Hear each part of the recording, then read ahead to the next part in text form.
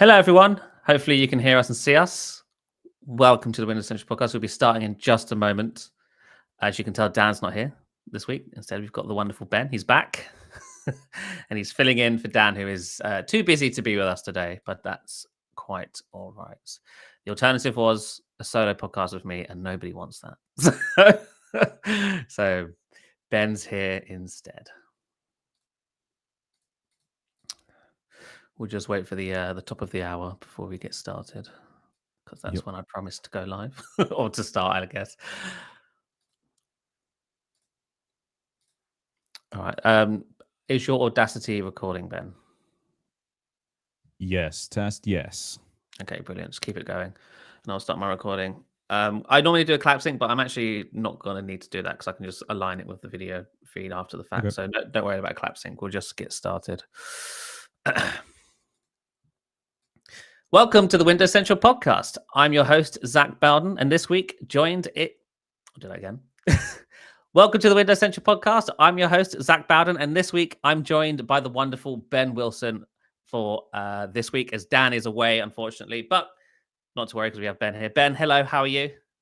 Hello. I'm doing very well, but I have a problem, Zach. I am out of the loop on Windows news, so I need your help, please. Well, you're here with the right person because I have all the information on Windows this week, all the Windows 11 stuff and some other stuff, including some Surface news. There's some NVIDIA news, NVIDIA ARM chip news, and then we'll probably round off the show by talking about some hardware, mainly the Legion Go 2, as well as the Galaxy Flip and Fold 7. Both me and Ben have the new Samsung Folds in hand now, so we'll talk a little bit more about those in addition to the conversation we had last week with Dan. So before we actually get into all the stories, I do want to quickly touch on, I guess, relatively breaking news. Satya Nadella has addressed the recent layoffs at Microsoft in a memo to all of the employees at Microsoft. I'll sort of read this verbatim here. I won't read all of it, just the sort of highlights, and then we can sort of briefly discuss what this means. So in his memo, he said to the employees, as we begin a new fiscal year, I've been reflecting on the road we've traveled together and the path ahead. Before anything else, I want to speak on what's been weighing on me heavily, and what I know many of you are thinking about, the recent job eliminations. These decisions are among the most difficult we have to make. They affect people we've worked alongside, learned from, and shared countless moments with, our colleagues, teammates, and friends. I want to express my sincere gratitude to those who have left. Their contributions have shaped who we are as a company, helping build the foundation we stand on today. And for that, I am deeply grateful. I want to also acknowledge the uncertainty and seeming incongruence of the times we're in. By every objective measure, Microsoft is thriving. Our market performance, strategic positioning, and growth all points up and to the right. We're investing in more CapEx than ever before. Our overall headcount is relatively unchanged, and some of the talent and expertise in our industry and at Microsoft is being recognized and rewarded at levels never seen before. And yet, at the same time, we've undergone layoffs. This is the enigma of success in an industry that has no franchise value. Progress isn't linear. It's dynamic, sometimes dissonant, and always demanding. But it's also a new opportunity for us to shape, lead through, and have greater impacts than ever before. So in this sort of initial opening to the memo is quite a bit longer than that. He breaks down, what their mission is and their priorities. But in that opening sort of few paragraphs there, he's very clearly acknowledging, I understand that everyone's feeling a little bit threatened right now. And that's what's been reported as well, right? With the recent layoffs, I think it was 6,000 earlier this year, then it was another 5,000. I think this year alone, I think over 15,000 people have been laid off at Microsoft across basically every org.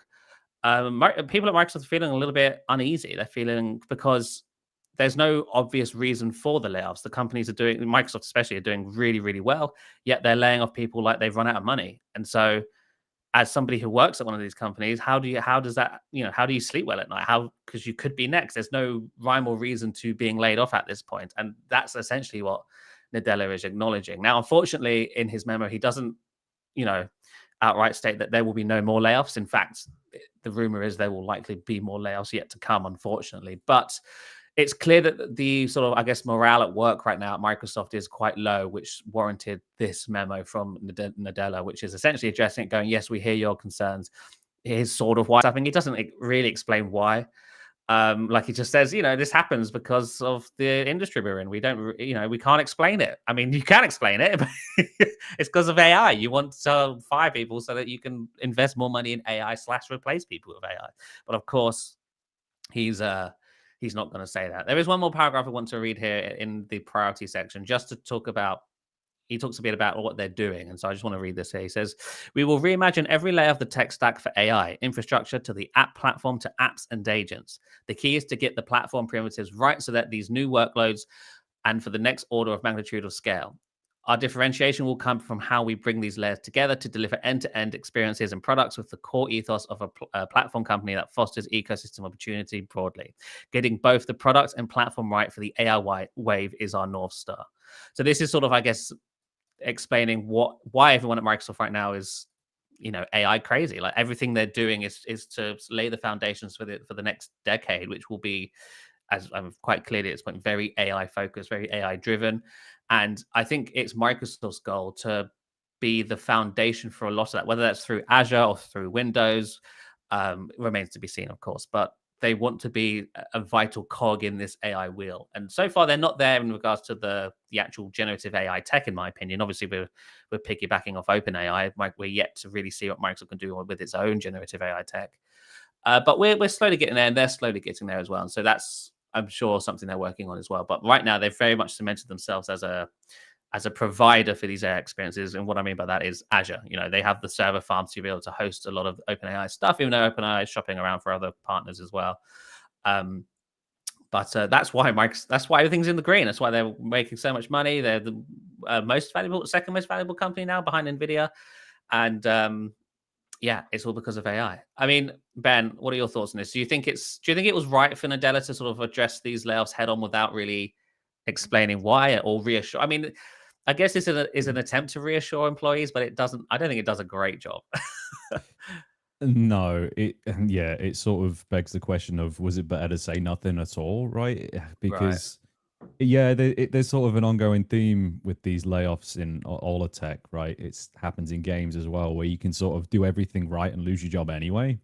And if there's no explanation behind it, it's like, how are you supposed to be confident in this sort of industry? Yeah, so yeah, you're right, and the comparison to Nvidia, because Nvidia is now worth 4 trillion or something, some That's right. insane Yeah. number. Yeah, and Microsoft's supposed to be second or on what have you. So yeah, there's no way they can't go all in on AI, like you said about open AI models, reusing all that type of stuff. But they can't stop now. It's Azure, right? People often forget how way bigger Azure is than any consumer stuff. So Mhm. they can't really stop. But yeah, to say, especially the things like, oh, we haven't really lost headcounts and stuff like that, is odd. And to say, oh, I can't really explain it, like you say, yeah, you can. Yeah, it doesn't sit. It's kind of what I expect from this kind of industry and job, but it doesn't make it right. It's an awful situation for anybody, and yeah, I don't know whether it would have been better to just not. But yeah, even if he did an internal email, we were saying it'd been leaked anyway. So Yeah. what are you gonna do? I don't know how you even address it besides don't do it in the first place. Yeah, so on that subject, Microsoft did publish this email to employees publicly. It's on the Microsoft blog. So I assume they were expecting someone to leak it, because it was, as far as I'm aware, sent to all full-time employees at Microsoft, and someone would have sent it to a journalist. So I think they just got ahead of that and put it on their own blog, which makes sense. There is one more sort of paragraph I want to read, which I think gives an interesting insight into how they are looking to apply AI to their own products. So Satya says, we must reimagine our mission for a new era. What does empowerment look like in the era of AI? It's not just about building tools for specific roles or tasks. It's about building tools that empower everyone to create their own tools. That's the shift we are driving, from a software factory to an intelligence engine, empowering every person and organization to build whatever they need to achieve. Just imagine if all 8 billion people could summon a researcher, analyst, or coding agent at their fingertips, not just to get information, but to use their expertise to get things done that benefit them. And consider how organizations empowered with AI could unlock entirely new levels of agility and innovation by transforming decision-making, streamlining operations, and enabling every team to achieve more together than ever before. This is an interesting point, because I think that this is the first time I've really thought about it in this way. Because I think a lot of people are worried about AI replacing people in the workforce, which is, I think, certainly going to happen, but not in the way that, like, we'll just have companies that are just only powered, run by AI agents. I think what a lot of these tech companies are gonna, or companies in general, are gonna try and do is view their employees as more capable than they used to be because of AI. So, I'm not a data scientist, but with AI, I can complete some data scientist goals, using a generative chatbot, because that's capable of doing it now. So I can feed it information, go, hey, I essentially become a data scientist's manager, and I tell it to do something, and then I can deliver that work back to my manager. That's what I'm suspecting is going to happen in the workforce going forward, which will mean people will be out of jobs. It just means companies will need to hire less humans to do the same amount of work that they already do, which is equally as bad in my opinion. But it's not, well, no, it is equally as bad, because people will still be, we're still going to have mass layoffs, and this is what we're seeing in tech, and it's going to affect every industry eventually. Everything from teaching to doctors, and we're going to have robots that can do surgery more precisely than the human doctor can. We're probably already there, and so everyone will be affected, but it won't. I don't think we're ever going to see, at least with the current technology we have, I don't think we're going to see, some guy with a start of 10 AI employees that do all the work. I just don't think that's going to be what we're coming to, at least not right now. So yeah, I think that's really interesting, and it will be really interesting to see how Microsoft implements that into Windows, especially because how are they going to? Is Windows going to become an agent in itself? Will Windows be able to orchestrate tasks and workflows for the user? I would hope so. If so, when is that happening? Because we've been doing this for a few years now. Can we get an announcement, please? Because so far, Windows 11 is basically the same as it was in 2021. Don't get me wrong, there are new features here and there, but it's still very much a user-driven operating system. It's not an AI-driven one. And so I'm very excited to see what they've got planned for things like Windows and even Xbox. I'd love to see how Xbox is going to integrate AI. So yeah, that was basically Satya Nadella's memo. That is on the Microsoft blog if you want to read it in full. Very interesting that he addressed this now, but I'm guessing it's to sort of try and reassure employees who aren't feeling very happy with the company right now, which I suspect is quite a few thousand of them. Right, let's move on to our first actual story of the show, which is all about NVIDIA. So just to recap this, NVIDIA is rumored to be working on some ARM chips for Windows. They were supposed to ship, or rather, they were supposed to be announced earlier this year and probably start shipping towards the end of this year or early next year. With reports saying that, NVIDIA was going to announce these new chips at Computex. That ended up not happening for reasons that were unknown at the time, but reports have started coming out suggesting that the reasons why was, to do with tariffs, and there was some yielding issues with the chips and whatnot. But now a report from DigiTimes suggests that that's not entirely accurate. So they say, while earlier reports suggested that the delay was due to inflation and unclear tariff policies affecting consumer demand, industry insiders now identify three main reasons for its postponement. These include delays. These include delays to the development of Microsoft's next generation operating system, NVIDIA's internal redesign of critical chips, and a strategic reevaluation of market conditions, compounded by Qualcomm's weaker than expected performance in the AI segment. So those are all three of those points are really interesting to me. So NVIDIA's internal redesign of critical chips, I think, refers to the yielding issues and whatnot. I think they were having some technical problems with the chips that they were designing. And so they've gone back to address those behind closed doors, which has added to the delay. Compounded by Qualcomm's weaker than expected performance in the PC segment is also interesting, because Qualcomm is on record stating that they have exceeded expectations. They're doing really well. Whereas this report suggests that that is not true, and NVIDIA has seen the numbers and is like, oh, maybe we should hold off for a little bit. And then thirdly, of course, is the one that's most important to me, Microsoft's next generation operating system being one of the reasons why it has been delayed. Now, unfortunately, this article doesn't really go into much in regards to what they're talking about with Windows. And so we can only really speculate as to what this is referring to. Next generation operating system, I think that's just incorrect language. I don't think they're referring to Windows 12. I know that's kind of what that could imply. I think what they really just mean is whatever platform release was supposed to be coming this year isn't now, and so that's been pushed back to next year. So it'll still be probably Windows. I shouldn't say that, because I actually don't know if Windows 12 what is or isn't happening next year. I think Windows 12 is a possibility for next year, but I don't want to commit to that because it just might not be. But I will say, I think if the chips were originally supposed to launch this year, I think it's to do with the platform work. I think there's been some delay in platform engineering that has caused these chips to be pushed back. And as far as I'm aware, this delay may also affect Snapdragon X2. I'm not entirely sure. I think it's the architecture that these new ARM chips are going to be based on. There's some additional work that Microsoft needs to do to the Windows platform to support them. And if that work's fallen behind or has just been delayed, then yeah, these companies will have no choice but to push back to 2026. And so NVIDIA is rumored to be working on, I think, 2 chips. An N1 is one codenamed N1X and one N1C. And originally they were going to be, consumer and enterprise focused, but with this delay and the current market conditions, I think NVIDIA is now expecting to launch with a focus with enterprise, and then the consumer chip will come later. And so if we look at the timelines for that, announcement could be early 2026 with availability essentially later 2026, which could line up with the Windows 12 quite easily. If Microsoft is planning to do a Windows 12 next year, they will sign off on that in probably the springtime 2026, and then that will roll out in the fall, just like Windows 11 did in 2021. But yeah, that's pure speculation. I mean, Ben, do you think, I'm very curious on your thoughts in regards to other companies building ARM chips, because right now, for Windows, right now it's only Qualcomm, and that has been the case for many, many years. And there's been rumors for a very long time that NVIDIA wanted to jump in, MediaTek wanted to jump in, and it hasn't happened, and it continues to not happen. Do you think it's actually going to happen now, or rather next year? And if so, what are you hoping to see from a chip from NVIDIA? I'm really into it. I'm into the idea. I love the idea of NVIDIA getting into ARM for and probably not the reasons that they want to get into it. Like you say, they want to start with enterprise, right? But a lot of stuff starts at enterprise and then starts to trickle down to consumer, and then maybe because like NVIDIA to me is they're the gaming guys, but then in the same way like Microsoft is Azure, like NVIDIA is like that big, and then like enterprise AI GPU H100 whatever NVIDIA is huge.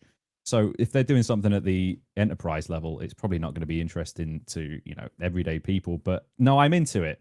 There needs to be more than one, right? And I don't know why I don't really buy the back and forth with NVIDIA and Qualcomm. I mean, I'm no analyst either, but I thought they'd done quite well, and they continue to make Snapdragon. So I don't see where the claims are going back and forth from, but whatever.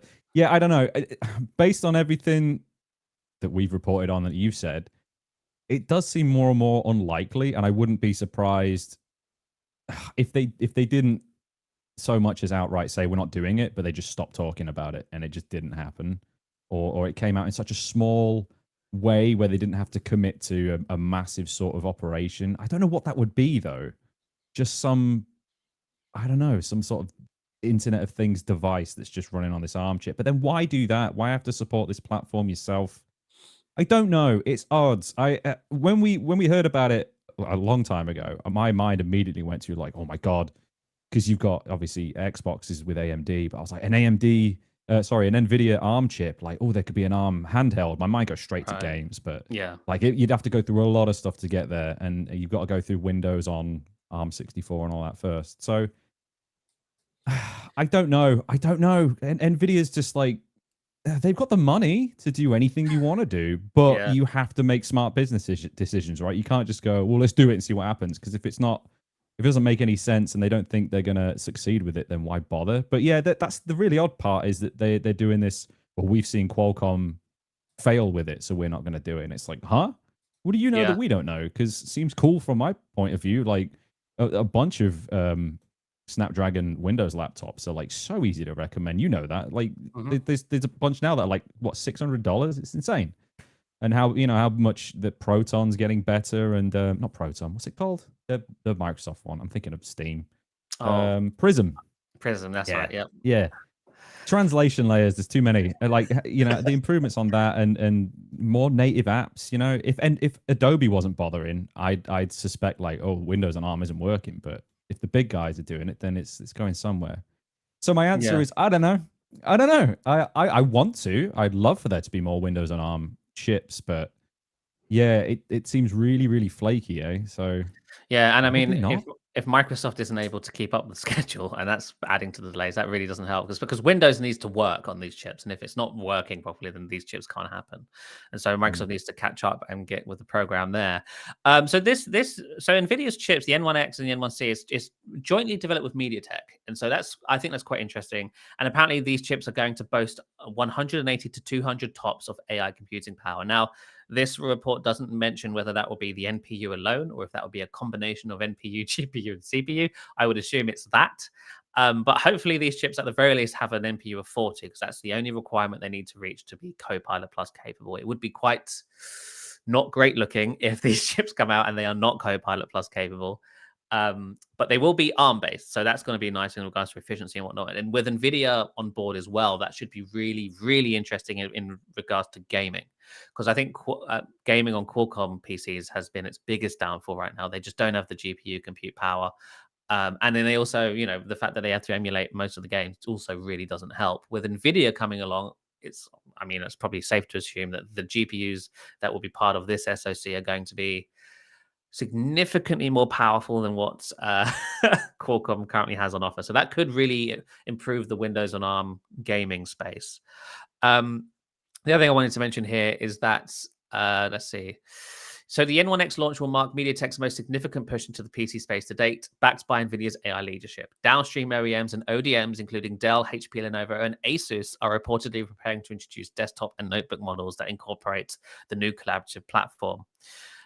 So yeah, apparently NVIDIA's got partners lined up from the big names, Dell, HP, Lenovo. They're ready to ship ARM laptops or computers with NVIDIA/MediaTek's ARM chip, which is great news for Windows and ARM. Less great news for Qualcomm. But see, I think what we're going to see is we're going to see infighting within the ARM space soon, where all the ARM chip makers are going to be squabbling over who they're working with, whereas Intel and AMD are going to just be sort of shoved aside. Well, maybe less so with AMD, because AMD is doing some great work with their chips. The latest Copilot Plus chips from them are incredible. Intel, on the other hand, less we talk about them, the better, I think, at this point. But for now, they're not doing too well in this space. And I think they've even confirmed that the current Copilot Plus chips they have were a one-off. They're not going to do another Lunar Lake. And so what are we going to do? Who knows with Intel, but I'm sure they'll hopefully catch up in the end.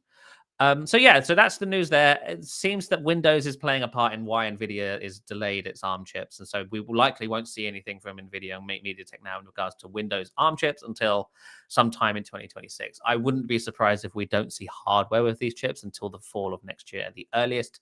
Maybe timed with a Windows 12. That would be really nice, but that's pure speculation at this point.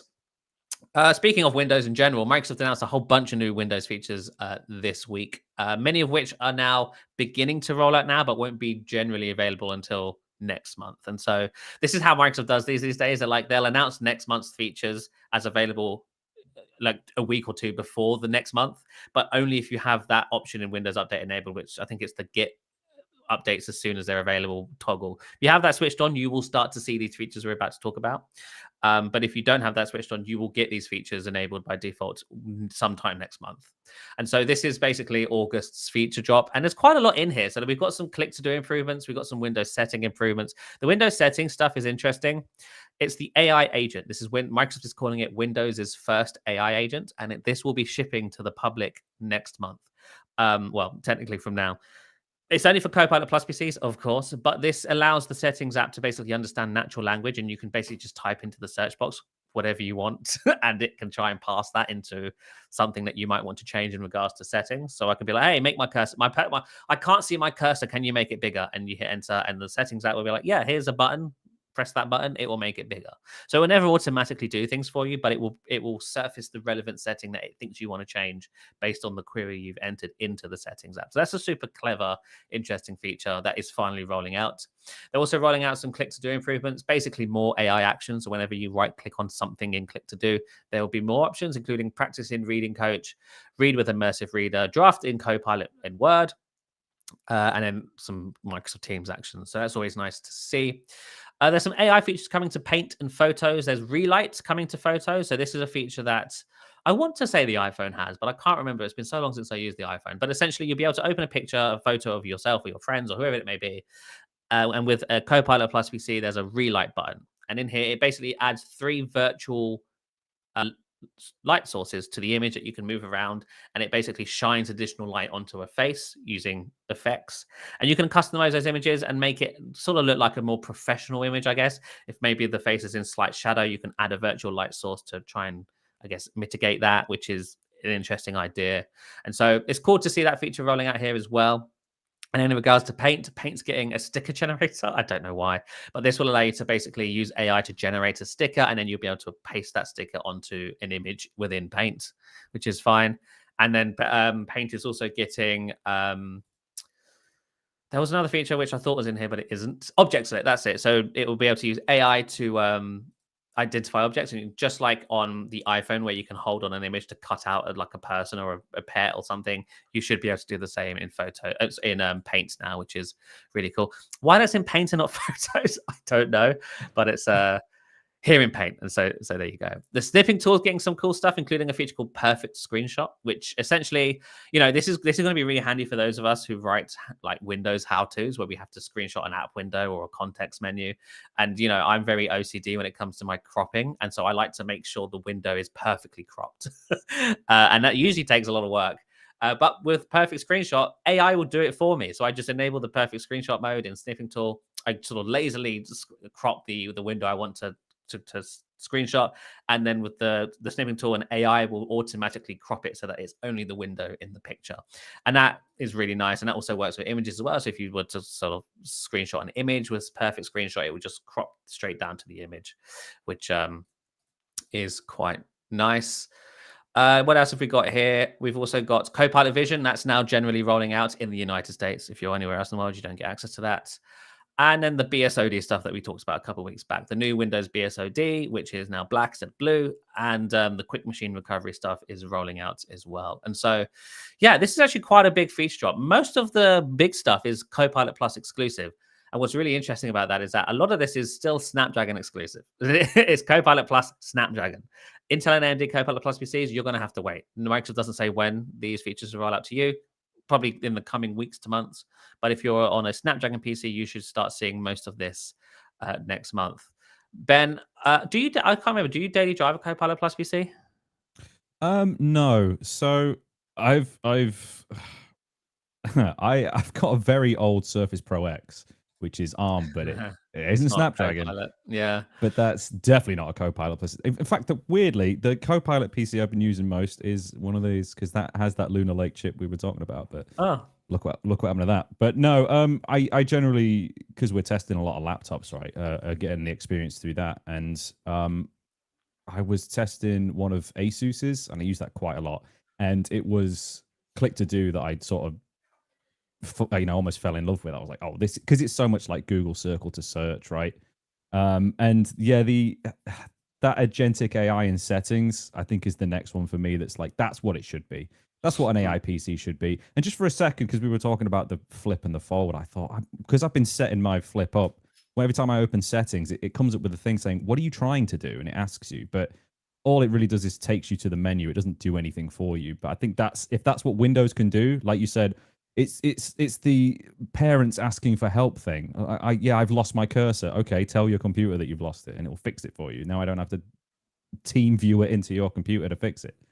So yeah, I'm into that. But no, I'm on an AMD PC, Intel laptop, no Snapdragon X Copilot Plus PCs, no Copilot Plus PCs at all. So I'm not going to be able to see them on a daily driver. Like, I can play with them. I've got devices that aren't mine, so I'll be able to play around with them. But yeah, it's not my own thing.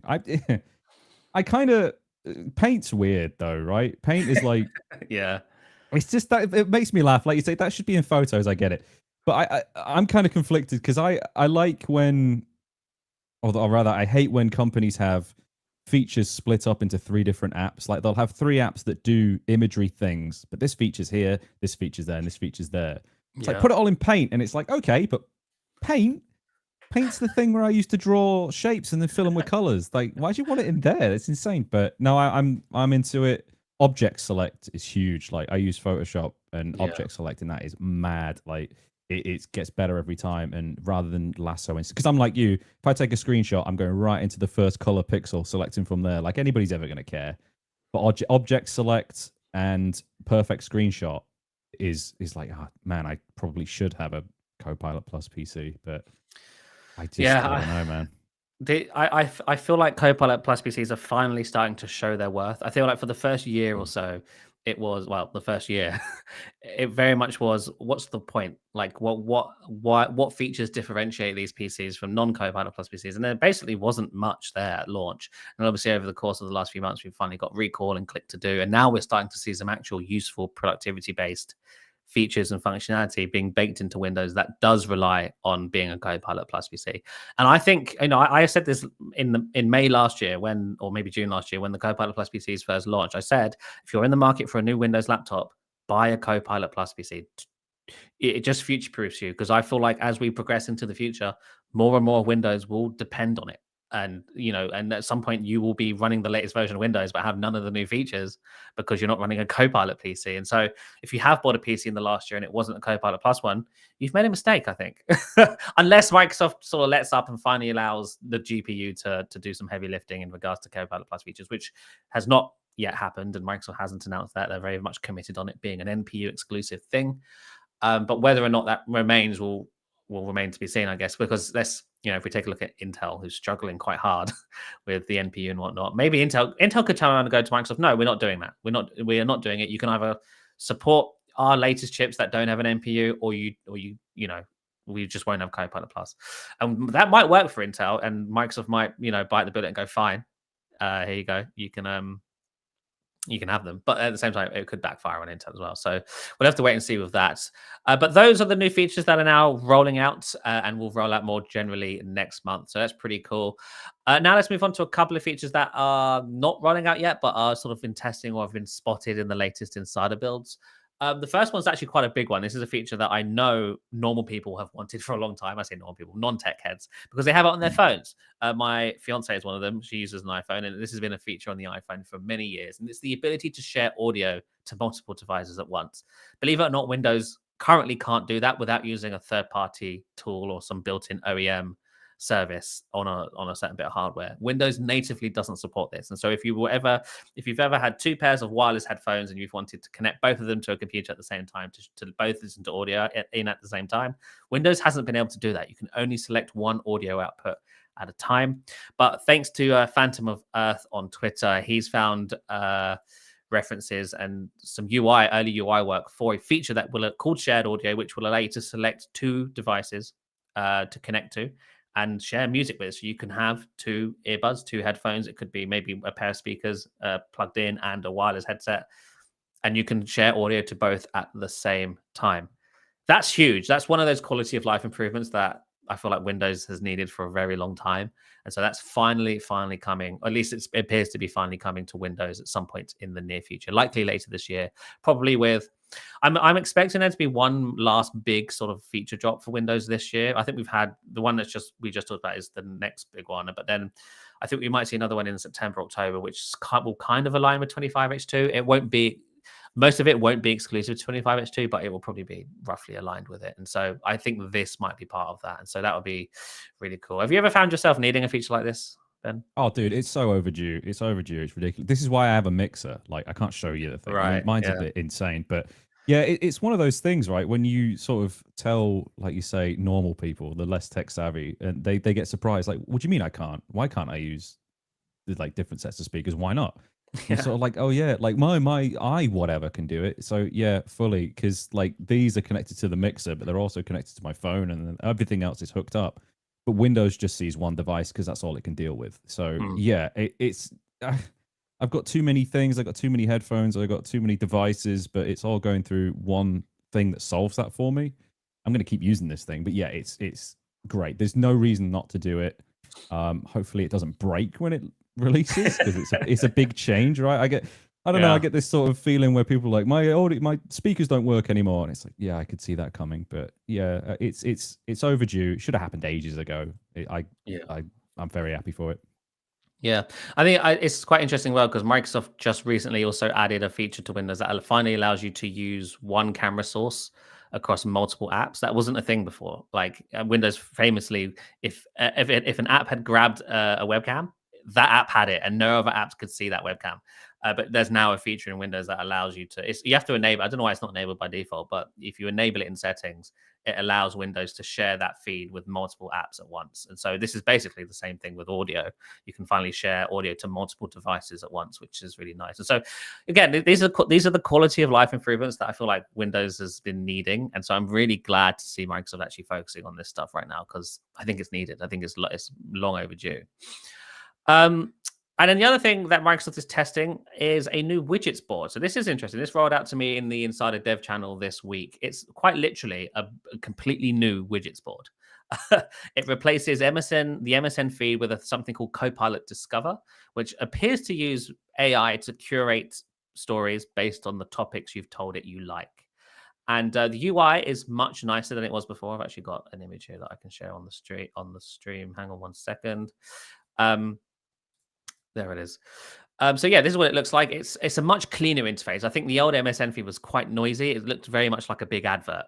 Everything just looked like a sponsored post. This one, on the other hand, so far, I mean, I'm looking at it, I cannot see a single sponsored post. Everything here is a real story that would have been surfaced to me because I told the feed the topics I like and dislike. And so that's really interesting. I don't know if that will be always the case. I'm sure there will be sponsored posts in here eventually, but at least in this initial preview, there are no sponsored posts. It's just pure news and video stories, which is really interesting. But yeah, it will curate stories. So the top thing up here for me right now is a big story about Jeremy Corbyn, which is a politician in the UK, for those who didn't know. And it's got all sorts of things. It's got tech here, it's got AI, and it will also even surface the outlets you've chosen to follow. So I follow Windows Central on MSN, of course. And so Windows Central stories are appearing here as well, which is really nice. And so if you really take the time to nail this and like customize it to your liking, when you open this, you'll only see stuff you're interested in. And a lot of people complain about this panel and say, oh, I don't like it. And I do agree, the older panel, the current panel, I guess, that most people have, I don't like. I think it's laggy, it's slow, it doesn't look very nice, it's very noisy. This new one is a lot cleaner. A lot of the text is larger, so everything's spaced out more, and it just looks nice. It's less noisy, it's more concise, it's more clear. And I really, really do like it. There's just some nice animations as well. And the performance is better as well, which is a really a nice improvement. The older one is, I feel like when you scroll through, it's like really laggy. Whereas this one, it's nice and smooth, which is really good. There are some interesting choices though that they've made with this. Firstly, they've basically delegated all of the widgets to a separate panel. So when you click to open the widgets panel now, the widgets aren't the first thing you see. It's now the Copilot Discover feed. The widgets now in a separate page that you can click on. And these widgets are still very laggy and horrible, so I don't ever click on that. But the main feed is really nice, and it even has like a little notifications button now, which will, I guess, in addition to curating the main feed, it will also just send important stories it thinks are important to you to the very top. And so you can click on this little notification button to see a drop down of stories that Copilot thinks that you want to see now. And that includes things like weather alerts and stocks updates, and as well as Copilot Daily. So this integrates with Copilot, and it has Copilot Daily, which is a feature in the Copilot app. You click on it, it will basically just run through top headlines. That's now built in to the widgets board. And dare I say, Ben, this might make me use the widgets board, because I'll be honest, I don't ever use it. But this new update, I really do like. And I keep looking at it, and I'm like, every single story I can see here, I want to read, which is a massive improvement. Do you use the current widgets panel? Let me guess, no. No, of course I don't. No, but I think I've fallen into the same habit of every time I do a fresh install of Windows, I do the same thing. It's like disable this, disable that, and I just don't see a lot of this stuff when I forget. But the example, it kind of looks like a really curated version of Edge's new tab page, where it's. Yes. I mean, you and I know what Google Discover is, right? But if anybody ever opens the Google app and you get the very, very curated feed, and it's really easy to read. Thumbnail news, I like it. It's cool. But that's the thing. I understand why people say that, about Windows 11. It's full of ads. It's bloatware and ads. I'm like, where? But you mean stock? Yeah, because it's it doesn't know who you are yet. You have to like educate it a little bit. But I like it. I'm into it. As you were talking through it, it's just funny. I thought, man, it looks like, because they're widgets, I thought it's very phone-esque, isn't it? So it's just a lot like a phone. That'd be crazy if Microsoft got into the phone business. But yeah, I like it. If it can be curated and it is like that, and the thing is the lag, right? If they can fix that, Depends what Yeah. it's coded in. I don't even know these days. But if it's snappy and it's relevant, yeah, I'm cool with it. I think we've said before that is it that you basically never open the start menu anyway, or you don't? Is one of the Yeah, things most like that. most people don't customize the start menu. I'm probably one of the last people who do, but most people just pin Yeah. everything to the taskbar. Yeah, I know Dan does. He's got everything on there. I have everything. I have everything on my desktop, which I know you hate. Yeah. But that's just me being a Horrendous. very old man. But yeah, I'm into it. I'm into it. I just forget that this type of stuff is the default now. But if it can be that good by the time I start using it, then yeah, sure. Because that's how I'm using it on my phone anyway. I get lost into that sort of idle algorithm where it's Yeah. learned who I am, and now I'm not just like I don't care about this celebrity whatever. It's things that I've clicked on 1,000 times. It knows me now. I just It need is Windows to know that. it is interesting how people like Google Discover, but they hate the MSN feed. They both serve the exact same purpose, and I think you're right. I think the reason why a lot of people despise the MSN ones because they don't take the time to tune it, fine tune it to their likes. Google was able to do that because you search the internet with Google. Google knows everything about you already. You didn't even have to program it because it just used all the data you gave it for free, regardless. All the YouTube videos you watch, all the Google searches you make, all the emails you send, Google just knows you, and then so that's why Google Discover is so amazing.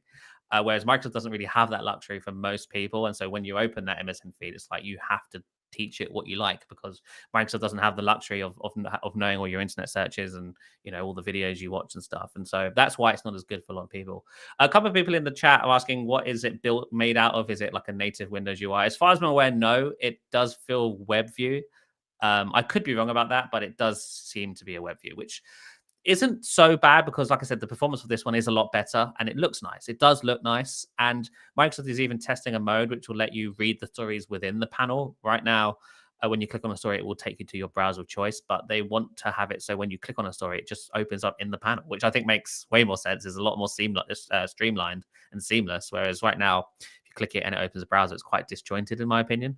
And it kind of makes me want to use the widgets panel less because I'm like, oh, it's going to open my browser. I don't want to do that. So yeah, that's a nice improvement as well. And so those are the sort of big updates that Microsoft are working on that aren't rolling out yet. Yeah, I'm actually quite excited about this widgets board one because I think it's a nice update for this little area of the system, which I think it has felt neglected in recent months. I do like that you get to see the widget and the weather on your taskbar, but clicking in it, I think most people just don't do. And so hopefully this will encourage more people to do that. Right, let's move on to our next story. Surface news. We have a new Surface that's been announced this week. It's always a good time when new Surfaces get announced for the Windows Central podcast. This is technically not a new Surface, but it is new in regards that you can now finally order it and start using it within the next month. This is the Surface Laptop 5G. So they announced this one, I want to say back in May, maybe a bit earlier than that. But it was not made available to order at the time. So they basically pre-announced it. And they were like, yeah, we're working on a 5G laptop. We'll talk more about it later in the year. That time has now come. And it is interesting. It does look different slightly. From a form factor wise, it's the same. The chassis looks more or less the same. It's the colorway and the fact that they've had to re-engineer the device that makes it different. So you can see it on the stream here.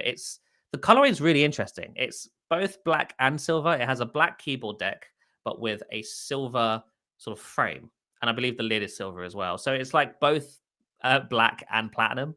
And I think the reason they've done that is because of the 5G antenna. They need to have, I mean, I guess for the best 5G connectivity, they've left the area where the antennas are unpainted. I mean, I couldn't tell you if that's the reason why they've done that, but they do say that they have re-engineered the device from the ground up to support 5G. It isn't a simple case of just dropping a 5G modem in there and calling it a day. They've had to re-engineer the chassis so that the 5G modem and antennas can fit. They've also done some research, which led them to strategically position the antennas higher on the device to reduce interference, which maintains a stronger, reliable, consistent connection. So compared to other 5G laptops, this device should have a stronger 5G connection, I guess, depending on where you are in the world, of course. They also said this design, I'm going to read this word for word here. They said this design required a new material, one that allows radio signals to pass through without impacting performance, while still delivering the durability, premium feel, and lightness our customers are looking for. We developed a custom multi-layered laminate that meets all of these needs, enabling reliable 5G performance without compromising portability or design. So apparently they created a new material, or at least they've sourced a new material that they're using on a surface for a first time. They call it the custom multi-layer laminate. Now they don't say where this is being applied. Is it at the keyboard deck? Is that why it's a different color? Is it around the frame? We don't know. We won't know until we have them in hand. Unfortunately, as far as I'm aware, Microsoft is not issuing these for review, and so we'll probably have to buy one if we want to actually get hands-on time with it. And the other sad news is that it's well, there's two bits of sad news. Firstly, it's Intel only, which is sad news to me, and secondly, it's business only, which means you won't find it in Amazon or Best Buy, and you won't see it on sale for crazy discounts and during Amazon Prime Week or Black Friday. It's only available via Microsoft's business storefront as well as commercial partners, and so that means it's costly. It starts at $1,800 for an Intel Core Ultra 5, 16 gigs of RAM. Yeah, but Ben's struggling with that news. Yeah, Intel Core Ultra 5, 16 gigs of RAM, and only 256 gigs of storage. You can upgrade that. You can max it out with a Core Ultra 7, 1 terabyte storage, and 32 gigs of RAM for $2,700. So that's very much too expensive, I think it's fair to say. That's but that too would many dollars. Too many dollars. That would net you a 13.8-inch Surface Laptop 7 with 5G, though. And so ultimately, who wins? I think it's Microsoft still, because they've just stolen money from you for that. But it is the only Surface, the first Surface laptop with 5G. Up until now, the only 5G or LTE, internet connected devices from Microsoft have been the Surface Pro line and obviously the Surface Duo. And so it's good to see. Oh, and I guess the Surface Go might have also had an LTE model at some point. So it's good to finally see the actual Surface laptop get 5G. It's something people have been asking for a really long time. It is just unfortunate that it is business only and costs an arm and a leg to actually just have one. It does support physical SIM and eSIM. So it supports a nano SIM. It has a physical nano SIM slot, which is positioned just in front of the Surface Connect port on the right. But if you don't want to use that, you can just use an eSIM, and that will do the job just as well.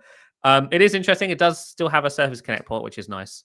They didn't get rid of that like they did on the smaller 13-inch. And it does also have an anti-reflective display like the other Intel business laptops do. So you are basically getting the ultimate Surface laptop with this. It's just a shame that it is Intel and not Qualcomm. You would think that since 5G and internet connectivity is so baked into Qualcomm chips that they would have gone with that for this, but no, they've done Intel. So that's the only reason why I don't want one, because it's Intel.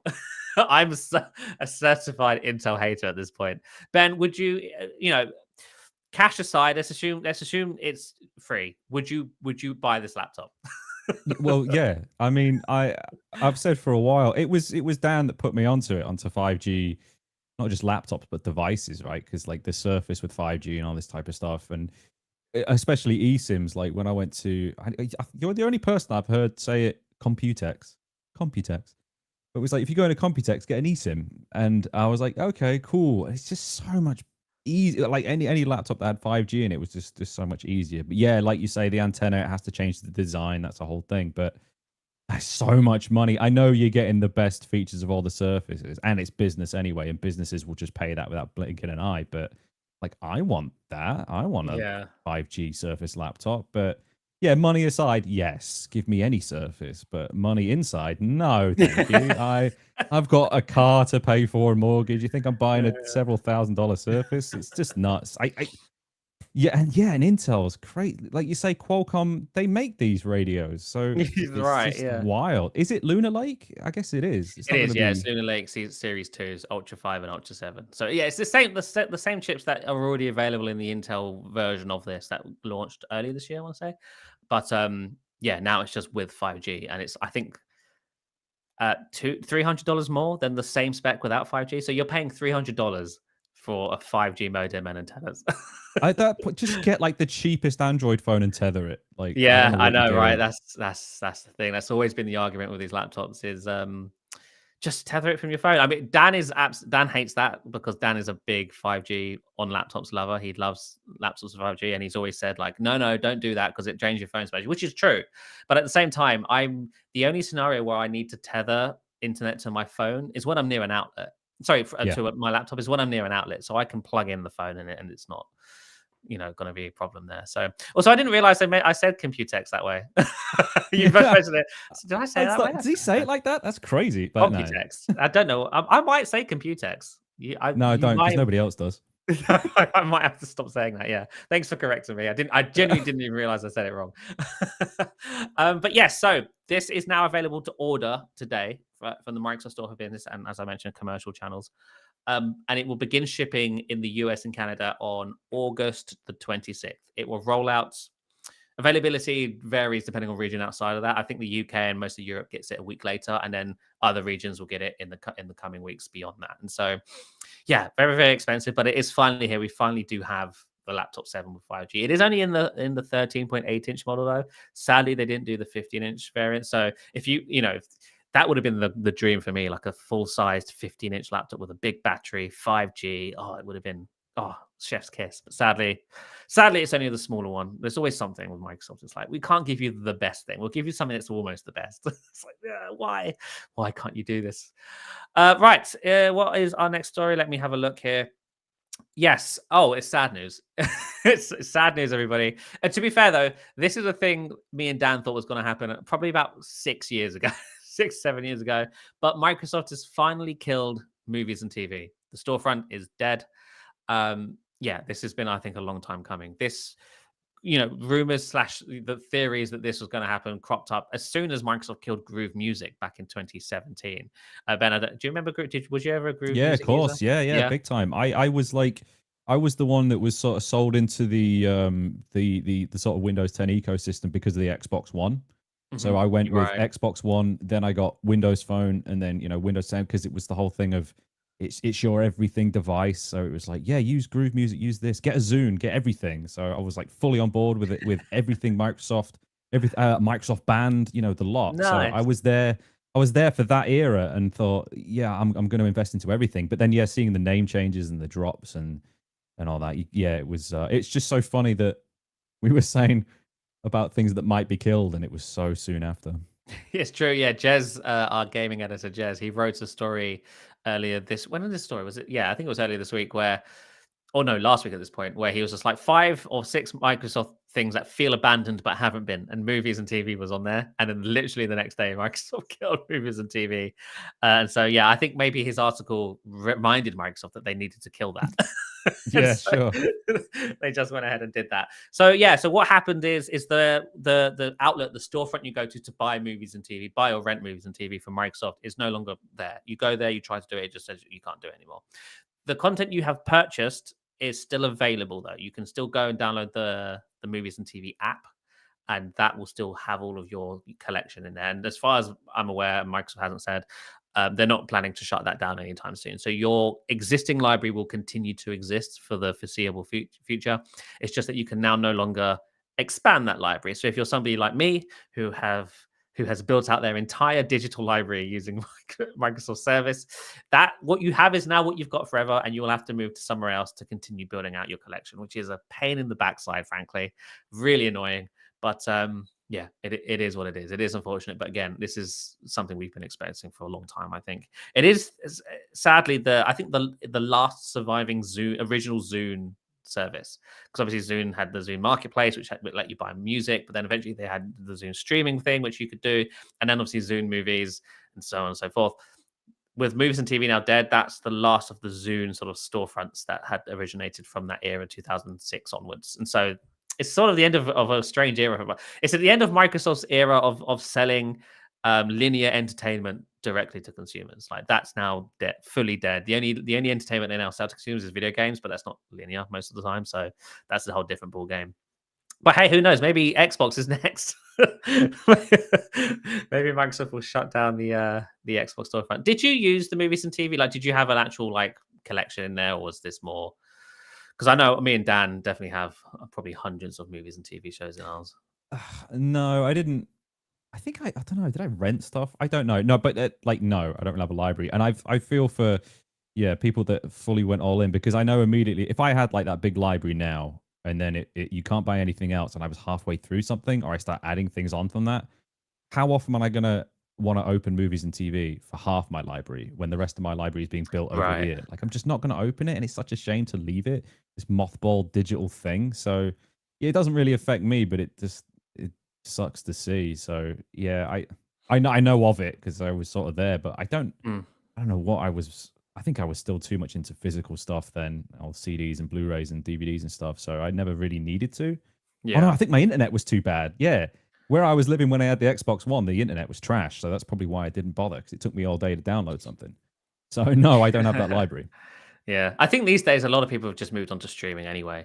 It is, I mean, I can admit that I am one of those people. I probably haven't bought a movie in, I want to say 2 years. Um, but yeah, you're right. It is annoying that I'm now going to have to switch back and forth to have two collections of pay, like things I've actually bought to keep as digital. And it's also really annoying with the streaming platforms. One, that you have to subscribe to every single one of them these days, and two, content moves around. Like sometimes a movie will be on Netflix and then it won't be, and then it pops up on Prime Video, and then and 1 week it's on Now TV. It's like it's just this content moves around. It's really frustrating, and it's really hard to keep track. And I've found that trying to find, if you like do a Google search or an AI search and be like, hey, I want to watch this movie, which streaming platform is it on? It's never right. It's Yeah, never right. yeah. The response Google gives, the response AI gives is never right. Somebody should build a product that tracks this stuff accurately. That's the next $1 billion idea. If you're an app developer, build that app, because I would use that.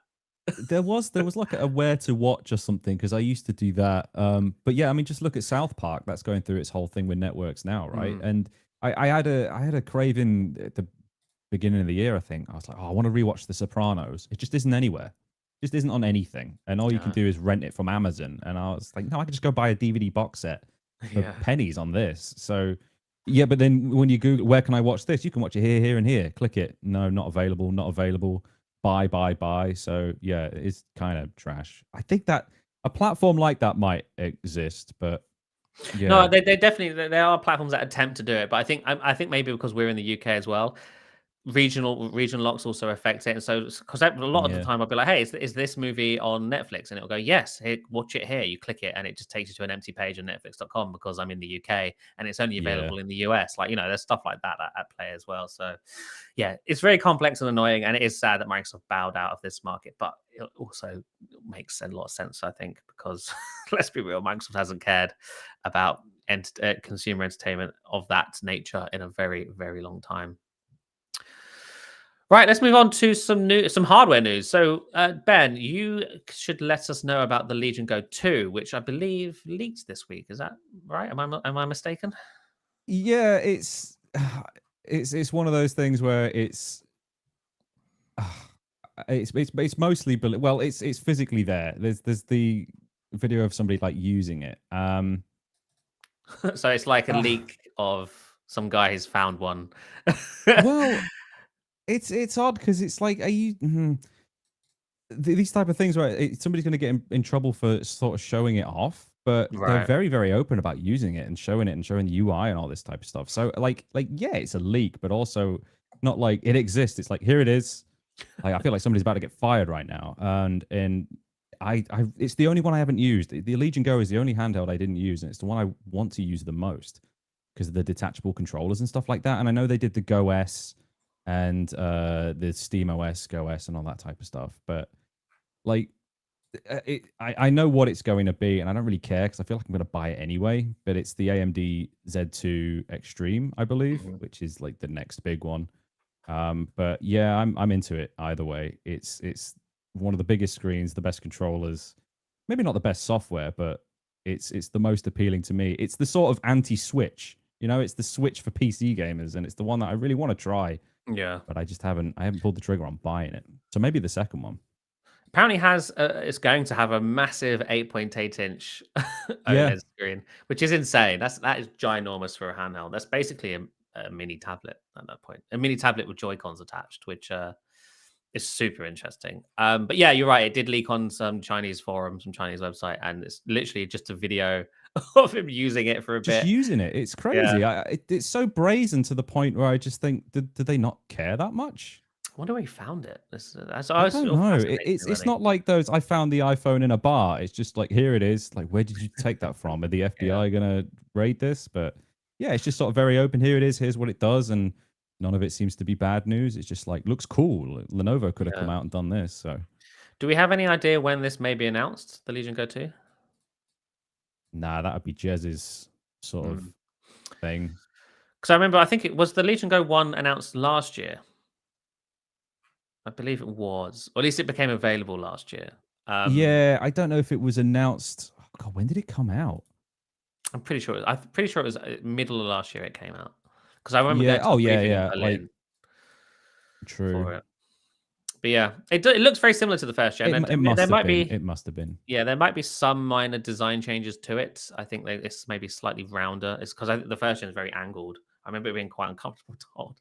So this one's probably got slightly better Yeah. ergonomics, and the bezels do seem to be a little bit thinner, and apparently the screen's going to be significantly larger as well. So that's fun. And then there's the MSI Claw. You have that in front of you, am I not? I believe. Yeah, I do, and I've got to give it back, and I'm sad about it. So you talk about 8-inch handhelds, and like I was using the Steam Deck for so long that I thought, who needs an 8-inch screen? That's insane. But then so it's funny that we've been talking so much about Intel and being sort of disheartened by Intel. Like I really like Lunar Lake, and that's what this is. Mhm. It is huge and it's heavy and it's like bulky, but it's pretty comfortable.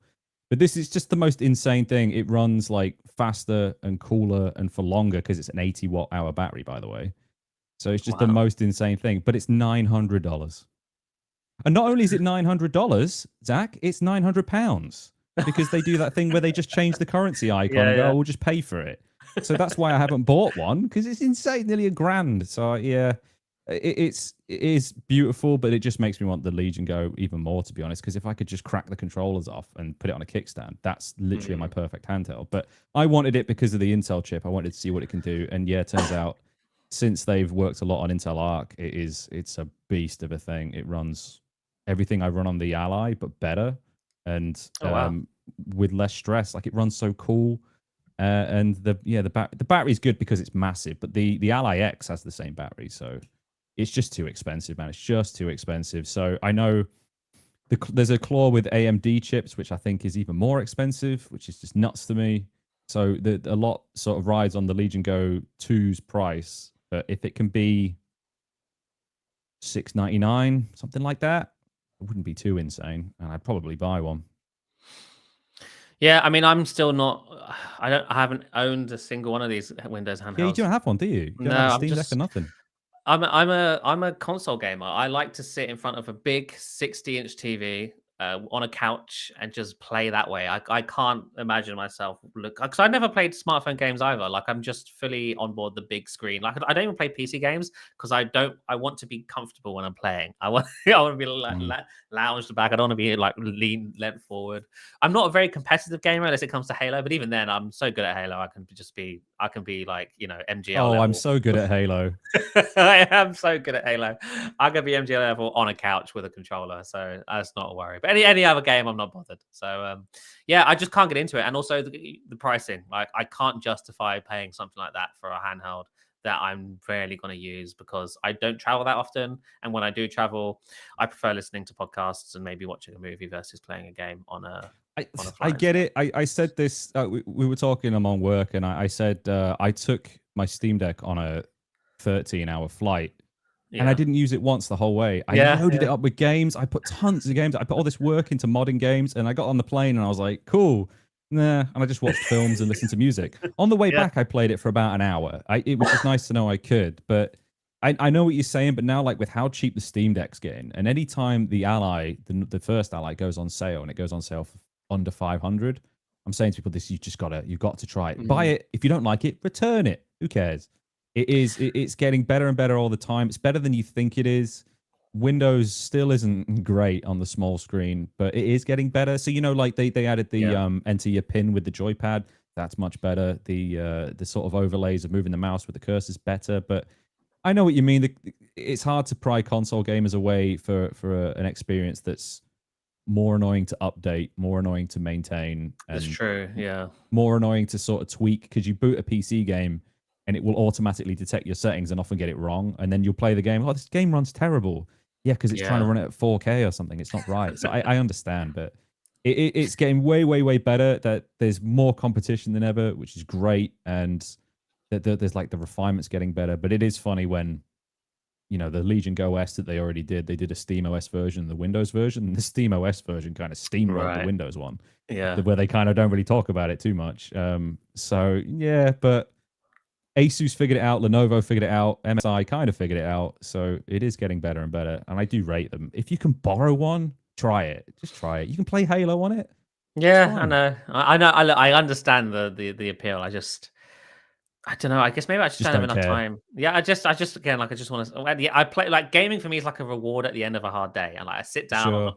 a comfortable couch and just You big don't want to be on screens. Windows anymore. Yeah, surround sound system. It's like it's all there in the living room. It's just really nice, and so yeah, I can't imagine listen to doing it with a handheld. But that said, I'm probably gonna wait for the first party Xbox One. When Microsoft does its own handheld, I will Yeah, probably the go for Xbox that. Ally. Yeah. Yeah.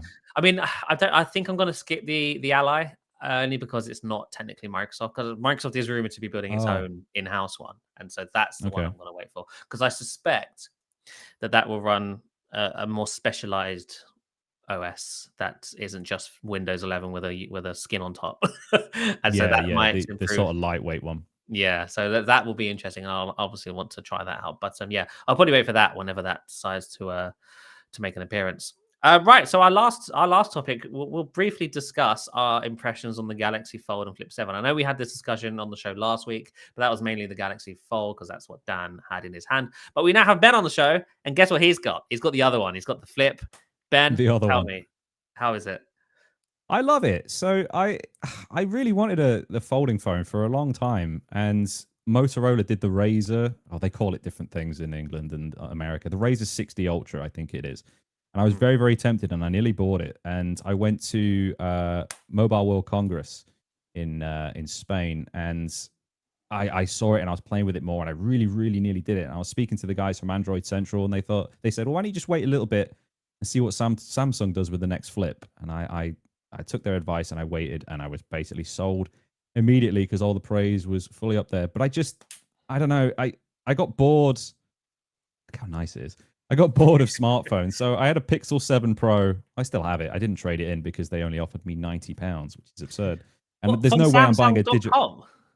Yeah, there's no way I'm buying a digital camera with cameras as good as the Pixel No, 7 Pro no, for no. £90. Absolutely not. So, That's you know, crazy. Samsung's usually really good at trade-ins. That's shocking that they offer you that yeah, low. well, but that's part of why I jumped in, because I know that a bunch of us now have got Samsung, and I know Jez particularly has like mad FOMO every time they do a no phone, but he keeps showing me every time he trades in an S23, 24, whatever, they give him tons of money for Yeah. it and just give him the new phone. So I thought, all right, I'll get in the ecosystem. And I was a little bit apprehensive, but it is. I got it because it's fun. And it is a lot of fun. I'm still honestly figuring out what I want to do with it. I got the Good Lock app that lets you run any app you want on the Mm. cover screen. That's a lot of fun. I'm sort of artificially restricting myself to try and reply to messages on the thing for no reason whatsoever. It's fun to open the camera on the rear screen because it's it's not a selfie cam, it's your 50 megapixel whatever camera. I'm really into it. I mean, I've got like kind of a goofy plastic case on it with this hinge protector, but Yeah. I just don't want to smash it immediately. But it's yeah, it's really nice. And this is your first foldable, right? Your Yeah, first it ever is. foldable. Yeah, yeah. And have you, I'd seen.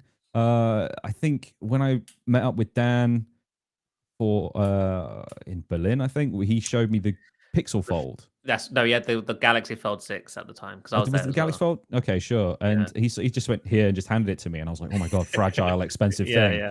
But I was like, oh, cool. I don't know if I care as much, but it's just because I had the old school Razr, the old Razr flip phone. I had a bunch of flip phones as a kid, and I just thought it was such a fun idea. And I saw people using it in clever ways. I thought, yeah, do you know what? I'll try it. So, yeah, I've only had it a couple of days, but so far so good. It's really quirky, really cool. I like the blue. Not that you can see it much. Um, but yeah, you know a lot more about what Samsungs can do. I'm still figuring a Yeah, I lot was of going to it say. So, out. what are your thoughts on One UI? Because it's quite the departure, I think, from Pixel. It Because is. Pixel's very sort of Um, streamlined, very lightweight, and One UI is yeah, very not that. it's kind of an onslaught of settings and apps. It So is. Yeah. every time you open something, it's what do you want to open this in? Do you want to open this in Photos, stock Android? Do you want to open it in Samsung's gallery, whatever? I'm like, oh, I don't know. Just once, just once, just once. And then it's like setting notification settings is overridden by certain things. And yeah, do you want to use Gemini or Bixby? I'm like, what the hell is Bixby? I don't know what you're talking about, but Gemini is great, by the way.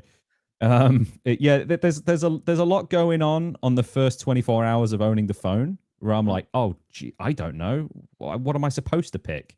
So yeah, I'm still in that learning curve. It's I'd say somebody coming from an iPhone to this would be shell shocked because that's just all taken care of for you. And now you've got all this choice and almost paralysis of choice. But even coming from the Pixel, yeah, it's a little bit wild, but I'm getting used to it. It's not impossible to figure out. It's just a lot. Yeah, there's data overload for sure, but none of it seems to be junk data. There's no bloat. It's just a lot of options.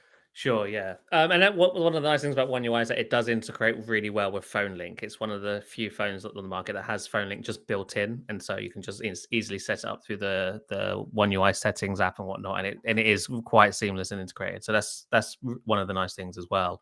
What was I going to say? So why did you go for the Flip and not the Fold? Is that any particular reason or? Price. No. I think it's because I've used a few folds other people have had, and I've gone cool, yeah, side by side, like Edge and Reddit. Like, oh, I get it, but I never really had the craving to get it myself, and this was just, I think, more fun. I don't know. It's Yeah. not that I don't get the appeal of a fold. I get the appeal, but for me, it never gave me that cool, exciting feeling. Mhm. Whereas when I saw the Flip 6, and it was nearly there, and then I saw the earlier Razor, and that was nearly there. Oh man, I might jump on this trend. And it's just, yeah, I think I just had more of a craving for a fun phone. Because I've been showing it to people, and I go, look what my phone can do. I haven't broken it, I promise. I was showing it to like my in-laws, and they were like, "Oh my god, no, it's supposed to do that." Yeah, That yeah. fun effect. I'm kind of over the a billion megapixel camera and this and S Pen. I just wanted something fun and silly, Mhm. and that just appealed to me more than the Fold did. And maybe I'll get a Fold in the future. I don't know, but because of how expensive it was, and it was a big sort of switch, I thought, I'll start with a Flip and then go from there. Yeah, I mean, the only reason why I went for the Fold is I was able to get it for quite cheap. So Samsung in the UK was doing an incredible trade-in deal where they were letting you send in any tablet for £200, and they've really been any tablet. So and they let you do two of those, so that's 400 quid off basically straight away. And then in addition to that, there was some coupon codes and discounts that you can get in addition. Plus, for the company we work for, we also get 15% off automatically. I was able to basically bring it down to £880. And I thought at that price, I absolutely have That's to. close to this. That's what I'm saying. Like I couldn't say no, and they're also giving you they double the storage for the pre-order phase as well. So it was just like I couldn't say no, and so I sent in an old Chrome OS tablet from about 8 years ago, which was not been in support for a long time. Just was basically collecting dust for. Yeah, I'll send them that, and then I also sent them some. I would be surprised if anyone's who back from this time is still listening. But I reviewed back in the day in 2017. I want to say I reviewed a device called the WP Cube 10 or Cube WP10. It was a Windows 10 mobile tablet that's technically a phone, but it's 8 inches, so it's massive. It's a big. You look at it, you go, it's a small tablet.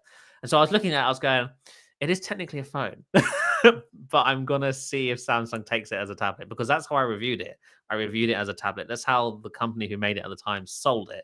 It was a tablet that ran Windows 10 mobile.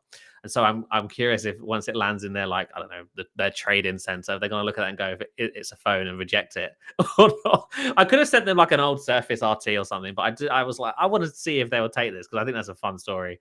I'll start calling people over like, what the hell is this artifact? I've never seen this in my life. Yeah, so I'll let you guys know if Samsung takes it as a tablet. If you get an angry email because you're trying to scam the place. It can make calls and send texts, but it's 8 inches. It doesn't fit in a pocket. So, like, what is it? Yeah. It is, or I guess maybe the term is phablet. Do you remember the phrase phablet? That was a Tablet, thing yeah, of course, for a little yeah. while. It's the truest form of a phablet. And so, yeah, we'll see if Samsung takes that. I'll let you guys know. But yeah, I've had the Fold for a few days now, and I'm in love with it. I think it is incredible. The hardware is insane. I got the black one because I just think it looks quite stealthy and nice. I could have got the blue, but everyone was going for the blue. I didn't want to be the same, so I went for the black one. And yeah, I think it's great. I just want to really quickly hold it up with the Surface Duo, because the Surface Duo was previously the thinnest phone I ever used. It was 4.8 millimeters when open, and this new Galaxy Fold 7 is thinner. It's 4.2, I want to say, 4.3. I mean, it's really hard to see on the camera, but it is ever so slightly thinner. And so that's insane. That is insane. The reason why the Duo's USB-C port always used to break, it's broken on mine, as you can see, is because the chassis was so thin, and now Samsung is here with an even thinner chassis. Hopefully the USB-C port doesn't crack because it is metal, and so that would be surprising if it did. The reason why the Duo's ones cracked is because it was plastic, and obviously a thin plastic like that, it eventually would wear and crack. So yeah, I'm going to keep using it. I mean, I do. I love it. I think it is beautiful. The screen on the outside is finally wide enough for it to feel like a normal phone, which is the only thing I've ever wanted from a Galaxy Fold. It's why I stopped using Folds. I used the Galaxy Fold 1, then I went to the 3 or 4, the 4 I think it was. But then I'm, outside of using the Duo, I basically went to a OnePlus Open and a Pixel Fold because I didn't like how narrow the Galaxy Folds were. And now they finally fixed that. It's now wide enough. It isn't the widest you can get on a foldable, but it's no longer too narrow that it's a problem. Like, it just feels like a normal phone, this. And so that's kind of the goal, right? To have that, at least that's the goal for me. It should feel like a normal phone on the outside with the ability to open up into a bigger tablet screen on the inside. And they're finally at that point. And so yeah, I'm very, very happy. And again, for £880, like, come on. It's cheaper than an iPhone. Fair enough. I'm guessing you don't care at all about the S Pen cutting out. No, not really. I mean, I would care more if they had a slot for it built into the device, but because it was always a case accessory, I never bothered, because I try not to wear cases on my phones, especially foldables, because I think cases on foldables are the worst kind of case, because it's like 2 pieces and you got to like stick it to the back or the front. It's like, yeah, it's like so extra. Yeah, exactly. Yeah. So I used to bother with them, but at least so far, I have ordered a case for this because I think I'll treat it like a jacket. I'll put it on when I'm going out, but when I'm out at home, I'll take the jacket off and we can body armor. Yeah. So yeah, I think those are our thoughts on the Fold and 7. We're all very happy with these at Windows Central. I believe Zachary Body, one of our reviewers, also ordered a Galaxy Fold 7. So this wave of Samsung hardware has taken us by storm by the sound of things. Almost half the team have ordered these new phones, and so yeah, I guess that means they're great. Yeah, I'm very, very, a bunch of Samsung happy. Buddies now. I know Jez came very close, but he did. Yeah, no, Jez placed an order and then cancelled. he thought too much about it. I was like, no, I can't do it. And then he cancelled because I think he's using a S25 Ultra or S24 Ultra. He is on Samsung, but I think he's using a slab phone. He used to have a Galaxy Fold, but then he swapped it for the main Ultra phone because I can't remember. I think he was having some issues with the Xbox app on the foldable, and so he wanted just a normal phone for a bit. Oh. But yeah, so I think that just about does it for the show this week. Ben, I just want to say thank you so much for joining me. It's always a pleasure to have you on. Of course. And we should be back. Well, hopefully Dan will be back next week. We should be back next Thursday as usual. So follow us on the socials. We'll keep you updated when we go live. But until then, we will see you next time. Bye-bye. Cool. See ya. Sweet. So yeah, just make sure you end your Audible. Oh yeah. Audible? Audacity. Audible. Your Audacity, yeah. Because I remember last time. Audible. Last time you left it running, I think, and it was like I did, yeah. I was just chatting shit for like an hour at the end. But you can see how much I didn't talk. There's such massive gaps. All right. So yeah, for those of you still tuned in to us live, if you want to, we'll hang around for just a couple of minutes. If there's any questions, please feel free to put them in the chat. If there are no questions, we will head off like usual. So yeah, so put them in now or forever hold your peace.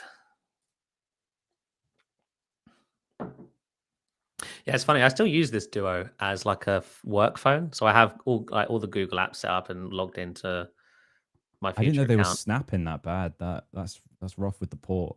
Oh yeah, it was a big thing at the time when this first, like, basically people within the first few months was seeing the USB-C port crack because the device was so thin. Jeez. Wouldn't have been a problem if they had used metal for the chassis, but they decided to go with And also the first batch of Duos would yellow over time because of the plastic. Oh, Yeah, no, yeah. They did fix that eventually with later revisions of the Duo 1 and eventually the Duo 2. But my first Duo 1 basically ended up just looking yellow all around the sides. 'Cause it just like an old console from the yeah, 80s. it literally was. Yeah, there was some problems with those first few. Um, See any questions here? Do you think we will see a new Surface Go release anytime soon? And if so, will it be Copilot Plus? I have not heard anything concrete in regards to what's next for Surface just yet. I should probably know more in the next few weeks. And if I hear anything about the Surface Go, I'll be sure to mention it. Is there even a hint of Windows 12 appearing in the near future? Nothing concrete, but I just think if we look at what 2024 was supposed to be, like it was supposed to be this big bang new Windows release with Copilot Plus and whatnot, which never really happened. They ended up keeping Windows 11. And I think the reason for that is because Panos left. And so the new leaders weren't interested in doing our big bang new release, which is fine. And then this year they couldn't do it because it's Windows 10 and the support. And the narrative should be move away from Windows 10 onto Windows 11. Introducing a new Windows 12 would just complicate that messaging. Because then at what point, do you start taking people to move to Windows 12? It's like, just get everyone on Windows 11 and then we can think about what's next. And so next year, I think a Windows 12 is possible for next year. I mean, I don't know what exactly would be new to differentiate it from Windows 11. They could work on a new UX. I mean, I know they've been working on lots of different UXs for Windows in regards to AI integration and whatnot, but whatever ships will remain to be seen. But I think next year, a Windows 12 could be on the cards. I'm not saying that because I've heard that's the plan. I'm literally just speculating based on, this year and what happened last year. And, the fact that we now have a new leader in charge, Pavan Devaluri is the Windows boss and has been since last year. He will probably want to leave his mark on Windows, right? And the best way to do that is a new Windows version. And so we'll have to see. We will have to see if it comes to fruition. But I don't think Windows 11 will be the last version of Windows. If we don't get Windows 12 next year, I think 2027 is probably a very likely year for it. Windows 10 was the last version of Windows, right? It was until it wasn't. You'll notice they'll never say that again about anything. They will never say. Why would you? No, why? I know why they did at the time is frankly insane. Anyone thinking about it, but yeah, they will never make that mistake again. All right, that's just about it for the. Oh, actually, no. There's one more question from Chris. Given Microsoft's current struggles with AI, what are the chances they'll attempt another phone launch? 0 chance? Yeah. Yeah, I I mean, they can't. They literally can't at this point. They did Windows Phone. They messed it up. They killed it off. They had a period of mourning and doing nothing. And then they came out with the Duo and they did the exact same thing. That it's not fair on the end user to do it again. It just isn't fair. And the way they treated the Duo in regards to updates, and there's just no communication about anything. There was no roadmaps at any point. All the information we knew about the Duo was through leaks because there was just no official, I don't know, front page for the Duo by Microsoft. You know how OnePlus and Xiaomi, they have forums and community members who keep in touch with the makers and they keep people updated. Even Samsung, you can go to Samsung's forums and there'll be people, even Samsung employees discussing when the next updates are coming. There was none of that for Microsoft. Everyone was left in the dark until, one day Microsoft just decides to drop an update with new features. And then, of course, the fact that the Duo 2 came out and only got one major feature update in the 3 years it was on the market. It's just guys, they really fumbled that bag to the point where they've now proven that they can't even build Android phones well. And so what is, if they come back with another Android phone, why will this be different? It's just going to be the same terrible story where they tried to do a phone and nobody buys it and then they give up on it after a year and a half. It's they would need to do a lot of apologizing and promising. Imagine if they did, though. Imagine if they announced there was going to be another. Imagine the skepticism that you would feel, because you'd want to be happy, but you'd be like, "There's no way. God, yeah. There's no way this is going well." I said when the Duo was first announced and was coming out, I think I remember saying that, guys, this is it. We finally have a Microsoft made phone that won't that will be usable forever because it's Android and there's no reason why they can't just refresh the hardware every year. How wrong I was. How wrong I was. It's insane. It's very sad. And yeah, I would be in that camp where it's yeah, I can't recommend this thing to anyone, but I will buy one because I'm a Yeah. sucker and I'm an idiot You're and the I will worst do that. example of your own advice. Yeah. Do as I say, not as I There do. was a funny little moment where I was at one of the conferences. I can't remember, but there was a guy from Nokia there. I didn't know who he was, but he introduced himself like after we were chatting. I was like, oh, funny. And they'd done they re-released I don't know if it was the 3210 or the 3310. They re-released that Yeah. as like, hey, Mhm. it's a dumb phone, whatever. I was like, do that as a Lumia. Just it can be Android with a launcher that looks You're like right. live tiles. But Yeah. you just say it's a one-off. We're doing it once. We'll support it for 2-3 years, and that's it. The limited edition, even people would go nuts for that because you're not committing to like a mad thing. It would purely be playing on nostalgia of, do you Yeah. remember this? And they could all be colorful. They could be green and purple, and they could have giant camera lenses in them. But they just do it once. They do one run, and you're done. That would do a lot for their favor, but like they're not doing anything fun. No, but also I feel like when it comes to phones, you can't just do a one and done. You have to commit I and know. because people aren't going to switch to a phone that they're only going to use for 3 4 Yeah, years and then switch to exactly. something else. Like they want to switch to a phone that's going to continue to be updated every few years. I And know. so like if Microsoft wanted to do that, like bring back Lumia and commit to releasing a new Lumia every year, then sure. But that's the problem with Microsoft; they can't commit to that. I know. They just can't do it, and so Microsoft is the worst company to want to make a phone because if they want to make a phone, they have to commit to a yearly cycle. They have to have something ready this time next year that they can replace the current phone with, and they just don't move that fast. Unless you're a Surface Pro, in which apparently you can update it 8 times a year at this point, because that's what they've done. All right, thank you everybody for tuning in. We'll be back next week. As I said, follow us on the socials. We'll keep you updated when we go live. But until then, we will see you next time. Bye bye.